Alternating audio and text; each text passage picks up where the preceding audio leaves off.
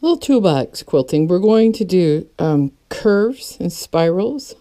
And you can see I started some paisleys in here. I'm going to come up, travel across, curls and spirals, paisleys to here, center with curls, a few more paisleys, end with curls, and then I'm going to be ready to move across to the last block.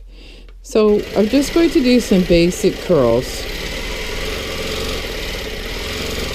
And to fill in this space, I'm going to have a little echoing come across, and now do in and out with these curls or spirals.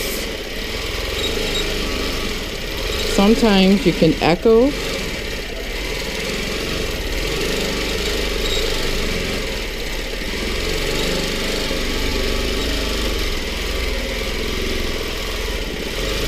and do a tiny one up in the corner.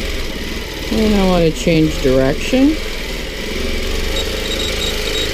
A little more space, so it'll be kind of fun to make them big.